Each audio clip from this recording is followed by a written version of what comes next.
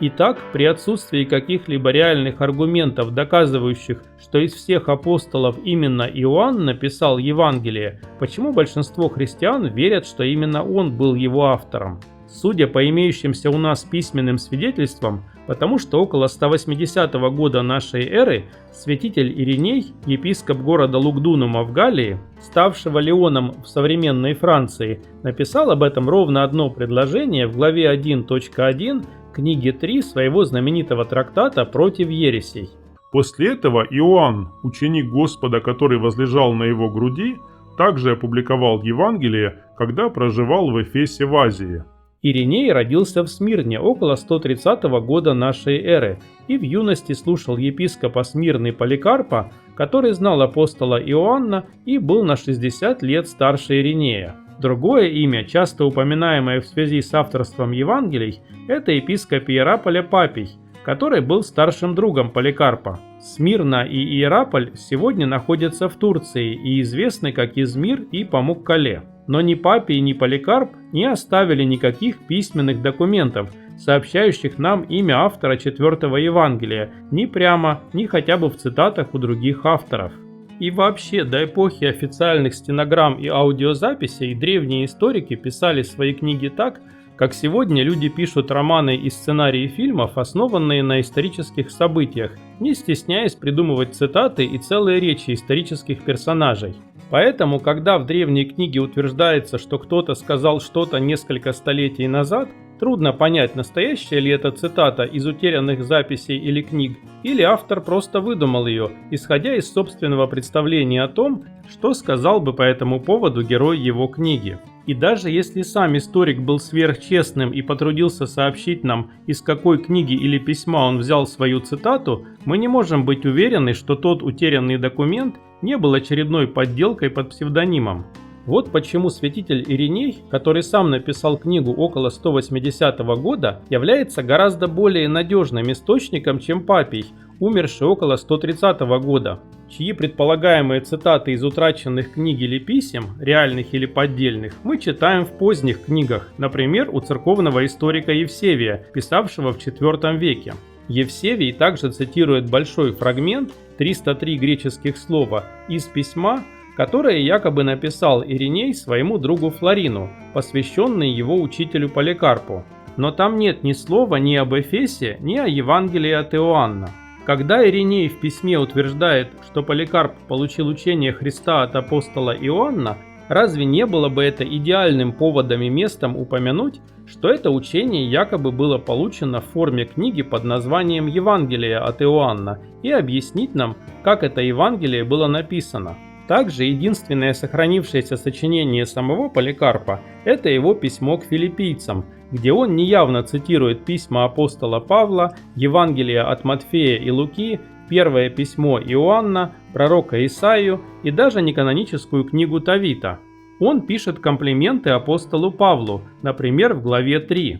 «Ибо ни я, ни кто другой такой же не может дойти до мудрости блаженного и прославленного Павла». И в главе 9 призывает читателей следовать примеру самого Павла и прочих апостолов. Разве не странно, что Поликарп среди всего этого изобилия источников и восхвалений в адрес Павла вообще не вспоминает своего предполагаемого учителя, апостола Иоанна, и ни разу не цитирует якобы написанное им Евангелие? По поводу авторства Евангелия некоторые говорят, что Ириней просто записал более раннее устное предание. Но если так, то почему он сам не рассказал нам об этом предании? В его книге хватило места для изобилия цитат из самих Евангелий. Так почему же он хотя бы раз не процитировал тех, кто якобы рассказал ему об этом Евангелии? Если Ириней действительно узнал об этом от Поликарпа, который узнал об этом от апостола Иоанна, почему он сам никогда об этом не упомянул? Тем более, что Ириней писал свою книгу как сборник аргументов для переубеждения еретиков и тех, кто мог к ним присоединиться, использовал цитаты из Евангелия от Иоанна и любые доказательства того, что это Евангелие было на самом деле написано апостолом и любимым учеником Христа, были бы крайне полезны для большей убедительности его аргументации. Немногие факты в истории христианства имеют такое же значение, как вопрос о том, кто, как, когда и почему написал наше единственное Евангелие, автор которого называет себя любимым учеником Иисуса. Так почему бы святителю Иринею не выделить хотя бы один абзац и не рассказать нам об этих подробностях, не описать ту цепь устной традиции, из которой он якобы о них узнал? Мое объяснение очень простое, потому что не было никаких подробностей и никакой цепи традиции. Возможно, это была личная догадка Иринея или же ничем не подтвержденные слухи среди христиан конца II века. Даже если у Иринея и были другие источники, он сам не считал их достаточно важными и убедительными, чтобы рассказать о них нам. Есть еще один древний автор, который, возможно, упомянул Иоанна как автора Евангелия за несколько лет до Иринея – святой Феофил, патриарх антиохийский, умерший между 180 и 188 годами нашей эры и в какой-то момент своей жизни написавший длинное письмо своему другу-язычнику, известное сегодня как «Послание к Автолику». В книге 2, главе 22 сказано: «Посему нас учат священные писания и все духоносцы, из которых Иоанн говорит: вначале было Слово, и Слово было у Бога». Я думаю, причина того, почему этот текст редко цитируется как источник об авторстве Евангелия, заключается в том, что самые ранние дошедшие до нас копии письма были написаны через много столетий после оригинала. И, как вы сами видите, имя Иоанн легко можно убрать из текста, просто заменив слово «Иоанн» на слово «один» – «Иоаннес» на «энос», превратив странную фразу «из которых Иоанн говорит» в логичную и естественную, из которых один говорит.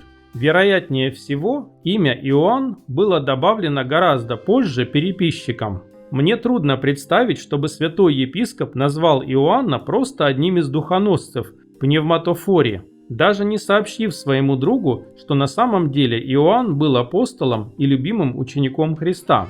Но даже если предположить, что Феофил сам вписал имя Иоанна, то, как и в случае Иринея, здесь снова применим мой аргумент о том, что христианский епископ, который действительно знал бы историю создания четвертого Евангелия из надежных источников, наверняка пожелал бы рассказать об этом более подробно, чем оставив нам об этом всего одну фразу, или скорее одно имя. Другим известным источником о том, что Иоанн был любимым учеником, является Поликрат, епископ Эфеса, который после 186 года нашей эры, то есть скорее всего после Иринея, написал письмо римскому папе Виктору, в котором он утверждает: «Более того, Иоанн, возлежавший на груди Господа и ставший священником, носившим митру, и свидетелем, и учителем, почивает в Эфесе».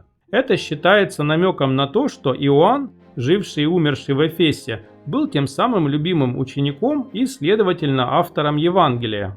Но опять же нет никаких подробностей. Поликрат почему-то называет Иоанна священником, но не одним из 12 апостолов, не упоминает прямо Евангелие, и его выражение «возлежавший на груди Господа» подозрительно совпадает со словами Иринея, книга которого, скорее всего, была его источником.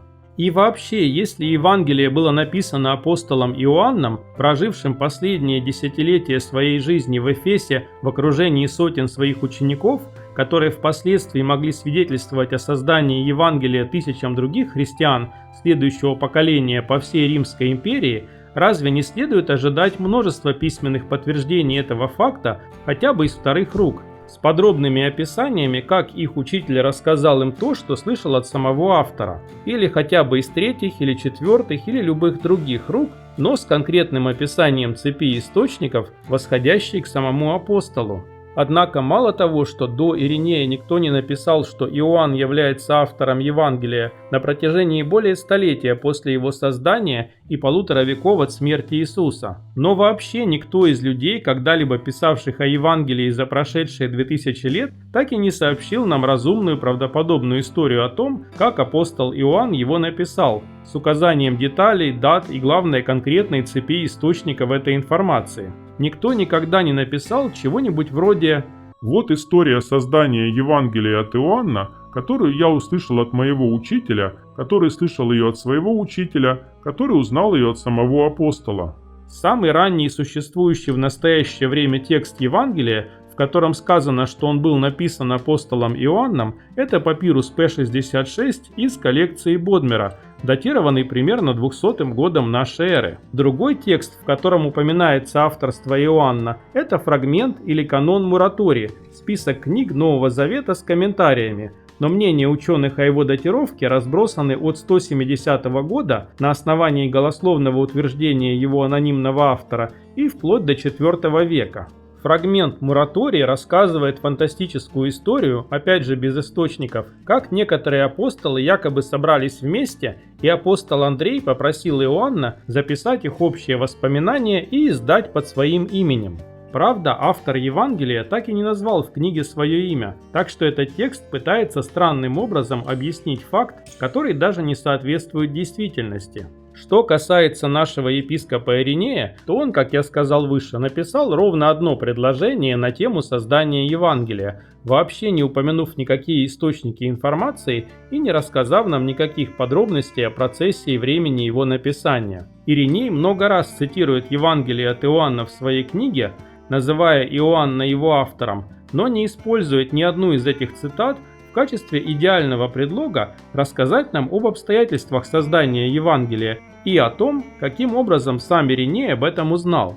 В книге 3, главе 11.1 он также делает странное заявление, что Иоанн, ученик Господа, через возвещение Евангелия имеет в виду устранить заблуждение, посеянное между людьми Керинфом и еще ранее его так называемыми Николаитами, дабы посрамить их и убедить, что один Бог, сотворивший все Словом Своим. И здесь мы видим пример общей проблемы, состоящей в том, что многие исследователи Нового Завета и церковной истории объявляют каждое утверждение из древних книг, которое им нравится, абсолютной и неоспоримой истиной. Но с другими утверждениями в тех же книгах они не только не соглашаются, но даже не обращают на них внимания или вообще о них не знают. Я думаю, подавляющее большинство современных христиан никогда не слышали о Керинфе, не знают, кто такие Николаиты, и почти никто сегодня не верит утверждению Иринея, что Евангелие от Иоанна было написано в ответ на учение Керинфа и прочих гностиков.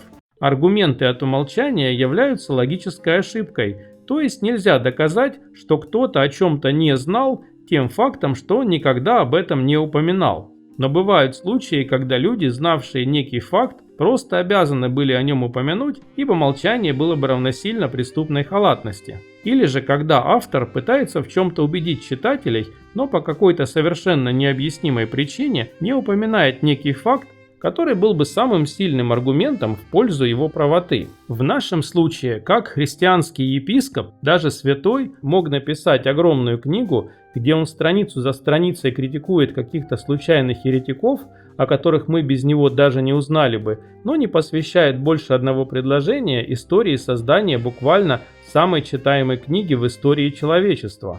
Почему Ириней не рассказал нам, как апостол написал Евангелие и как он сам узнал об этом, особенно если ему об этом рассказал епископ Поликарп, который был учеником самого Иоанна? Мой ответ – потому что о чем бы Поликарп не разговаривал с Иринеем, он никогда не рассказывал ему о том, что апостол Иоанн написал Евангелие. Причина, по которой Ириней сообщил нам об авторстве Иоанна как о своем личном мнении, не ссылаясь ни на кого другого, заключается в том, что это действительно было его личное мнение. И мы не можем даже утверждать, что у Иринея не было места в книге или желания вообще писать о епископе Поликарпе и апостоле Иоанне, потому что он написал о них целый большой абзац в книге 3, главе 3.4. После краткого жизнеописания Поликарпа Ириней пишет: «И есть слышавшие от Поликарпа, что Иоанн, ученик Господа, придя в баню в Эфесе и увидев в ней Керинфа, выбежал из бани не мывшись и сказал: убежим, чтобы не упала баня, потому что в ней враг истины Керинф». Затем Ириней рассказывает, как однажды еретик Маркион встретил Поликарпа и спросил: «Знаешь ли ты меня?» И Поликарп ответил: «Я знаю тебя, первенец сатаны». И по фразе «есть слышавшие от Поликарпа» мы видим, что даже ту историю про Поликарпа, которую Ириней решил сообщить читателям, он узнал не напрямую, а от других людей. И как можно поверить, что Ириней, написавший такой длинный отрывок о мелких пререканиях апостола Иоанна и святителя Поликарпа с еретиками, не рассказал бы нам более чем в одном предложении о том, как Иоанн написал Евангелие и как Поликарп рассказал об этом самому Иринею, если бы это действительно произошло. Еще один момент, который я хочу отметить. Если вы все-таки удивлены тому, что я не верю ничем не обоснованному утверждению такого святого человека, как Ириней, об авторстве Евангелия, позвольте мне спросить вас в ответ, а почему вы сами не верите другим его утверждениям из той же книги, которую, кстати, я с большим интересом прослушал от начала до конца. Например, в том же абзаце книги 3 главы 1.1 Ириней пишет: Матфей издал у евреев на их собственном языке Писание Евангелия, в то время как Петр и Павел в Риме благовествовали и основали церковь. Современные ученые сходятся во мнении, что первоначально Евангелие от Матфея было написано на греческом, а не на иврите или арамейском языке, и ни у кого не вызывает проблем считать, что речь здесь не идет об известном нам Евангелии от Матфея. И в послании к римлянам 15:22 апостол Павел прямо отрицает, что он основал церковь в Риме. Ириней также считал, что апостол Иоанн был автором откровения Иоанна Богослова, что тоже отвергается современными учеными, поскольку уровень владения греческим языком, стиль и словарный запас у авторов Евангелия от Иоанна и Апокалипсиса кардинально отличаются. Но вот еще более интересный пример. Во второй книге того же труда «Против ересей» Ириней посвятил практически всю длинную 22 главу объяснению того, что хотя еретики думали, что Иисус прожил чуть больше 30 лет, на самом деле противники Иисуса в Иоанна 8:56 сказали: «Тебе нет еще и 50 лет, и ты видел Авраама?» А поскольку враги Иисуса вряд ли прибавили бы для солидности 20 лет возраста 30-летнему парню, вместо того, чтобы сказать, что он слишком молод, чтобы их чему-то учить, то это означает, что Иисусу в тот момент действительно было почти 50 лет. В главе 22:5 Ириней пишет про Иисуса: «И как бы он учил, если бы не имел учительского возраста? 30-летний возраст есть начало мужеского возраста, который продолжается до 40-го года. С 40-х же и 50-го годов начинается уже преклонный возраст, в котором учил наш Господь. Как свидетельствует Евангелие и все старцы, собиравшиеся в Азии около Иоанна, ученика Господа, что им передал это самое Иоанн». И в этом случае Ириней приводит весьма убедительные аргументы, но большинство христиан с ним не согласны, полагая, что Иисус прожил около 33 лет. Не странно ли, что одна ничем не подкрепленная догадка в одной фразе Иринея о том, что апостол Иоанн был автором 4-го Евангелия, стала таким источником истины, который нельзя подвергать сомнениям, а длинное рассуждение в той же книге о том, что Иисусу было около 50 лет, в котором Ириней объясняет как внутреннюю логику своих высказываний, так и ссылается на источники информации, было просто отброшено без всяких обсуждений.